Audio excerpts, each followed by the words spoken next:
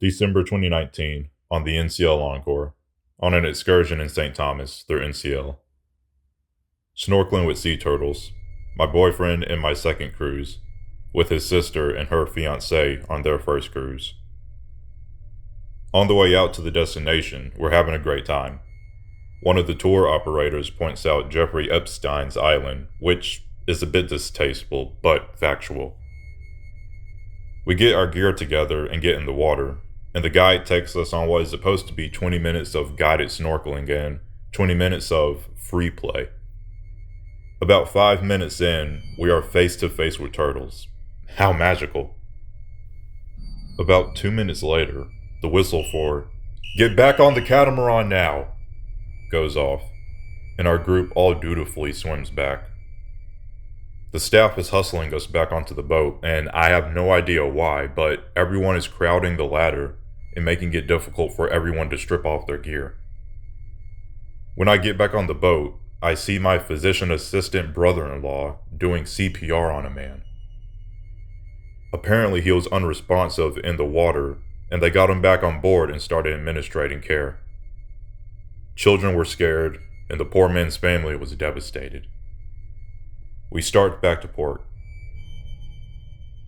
There was no defibrillator on board, so the medical crew on board simply rotated doing CPR and giving oxygen. Somehow our group consisted of 2 nurses, a PA, a paramedic, and a family medicine physician, so a knowledgeable group, even though they don't have a ton to work with. The rest of us just gazed numbly out at the beautiful surroundings as this poor man's life slipped away. To make matters worse, one of the engines on the catamaran must have cut out or was malfunctioning, so when we got back to port, we really kind of crashed into port. The USVI Coast Guard and paramedics took the man and his family off to the hospital, but it took 30 to 40 minutes to make it back to port, and the man was most certainly dead. Everyone solemnly climbed off the boat. We let brother-in-law and sister-in-law get washed up and made a trip out to Maggins Bay to salvage our port day. I still think about that man's family from time to time. He was an older gentleman, accompanied by his wife, his son and his partner, and young grandson. The tour operator really rubbed me the wrong way though. They reported the tour as completed to NCL, and declined to mention that a passenger had died or had a medical emergency on board. NCL had to investigate and verify with the USVI authorities to confirm our story and issue a refund for the excursion. Normally, I'm not a refund request kind of person, but we were in the water for roughly 10 minutes of our 40-minute snorkel time before all of this happened, and the events really cast a shadow on the rest of our day. We had a snorkel excursion the next day in Tortola that I spent a significant portion of fervently hoping no one would die today. We did eventually get a refund, and made a concerted effort to put it behind us for our remaining vacation days. But I will never forget watching that man die.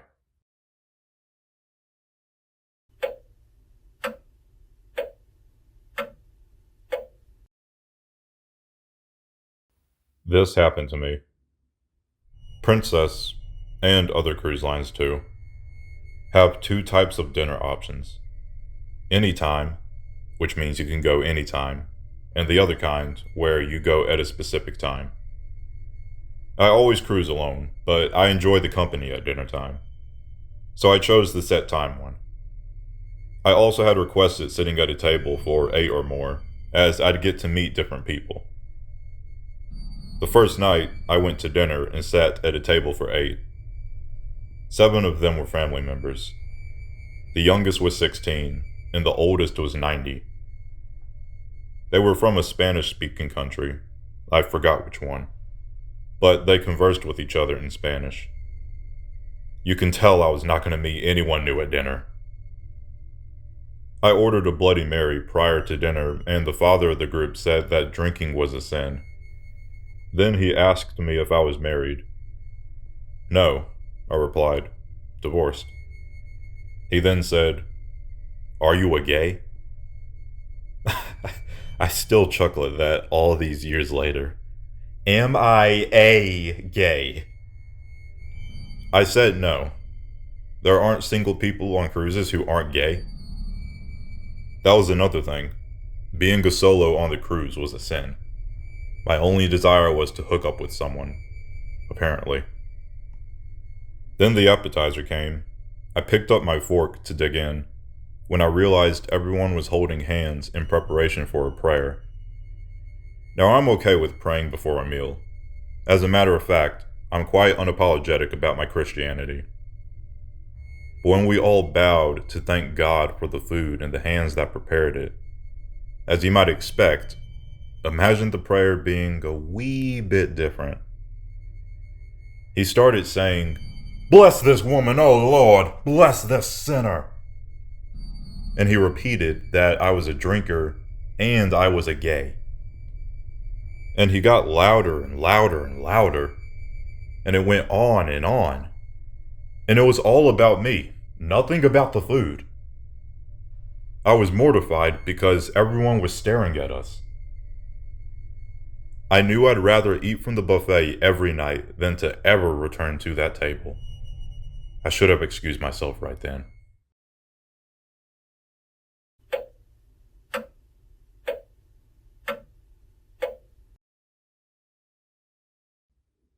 Our wedding anniversary is October 26th.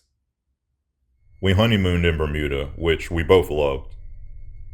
But as the years wore on, cruising was the only way we could afford to go back, and we did so many times.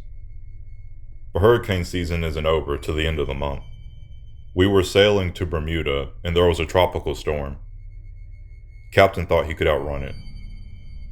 Not.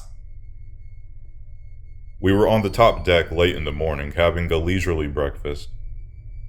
All of a sudden, the ship lurched and the storm hit. Luckily, our table was on carpet because everything on the bar crashed to the floor and tables on tile were flying. My husband was on crutches at the time. I asked the crew to get us out of there since upper decks are way much worse than lower decks in a storm. They were afraid he'd hurt himself, but I knew we couldn't stay where we were on deck 12.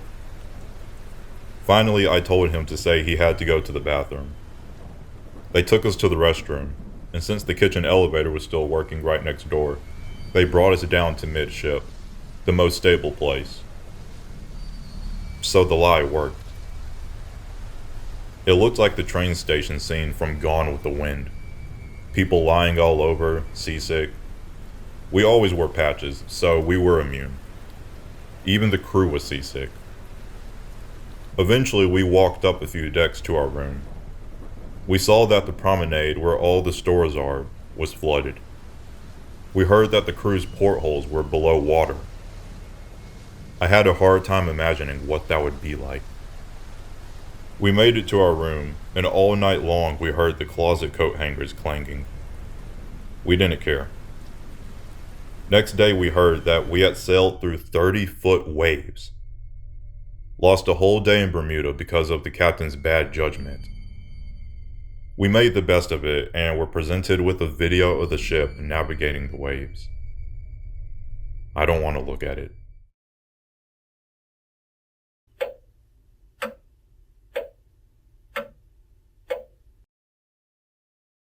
Depending on the nature of your cruise, people will likely die on the ship during the voyage.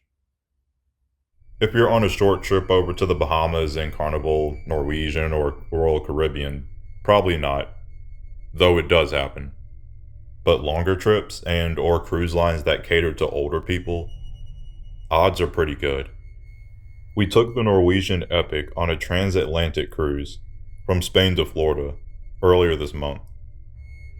In Barcelona, prior to the trip, we met up with some friends who had been on that cruise for the last 4 years, and during dinner conversation, one of them mentioned that on the last crossing, 2017, 8 people died. That kind of creeped me out. Sure enough, second day out, I was walking through the casino and a woman brushed me aside, leading an older gentleman in a wheelchair with an oxygen sensor clipped to his finger, being pushed to a crew-only door for a trip to the medical center. Later that evening, the ship was diverted to Malaysia, Spain, for an emergency medical evacuation. No idea if it was that guy, but it seems likely. Every port that we stopped at had at least one ambulance waiting to take someone off the ship. I heard, towards the end of the cruise, that 4 people had died on the ship. In Port Canaveral, after disembarkation, we were waiting for our rental car shuttle when a guy fell over about 30 feet away. Fellow passengers administered CPR until the police and EMTs arrived. We later saw the ambulance speeding past the rental car place with sirens and lights, so hopefully he made it. Now, that sounds fairly morbid, and I suppose that it is. But a transatlantic is a different kind of cruise than your typical 1 week stopping in Grand Cayman, Jamaica, and Cozumel cruise. A transatlantic is full of older passengers who probably aren't used to the party atmosphere, and the excessive food, alcohol, and excitement just pushes a few of them over the edge. The fellow that had a heart attack in Port Canaveral had just self-disembarked. That's the only way he could have been off the ship that early. Meaning that he'd carried his own suitcases off the ship, which probably triggered his heart attack. If you're not elderly, in poor health, or enjoy your food and booze in moderation, there's probably little to worry about. But it is somewhat disconcerting to look around at your fellow passengers boarding this trip of a lifetime, and know that, for some of them, it will be the trip that ends their life.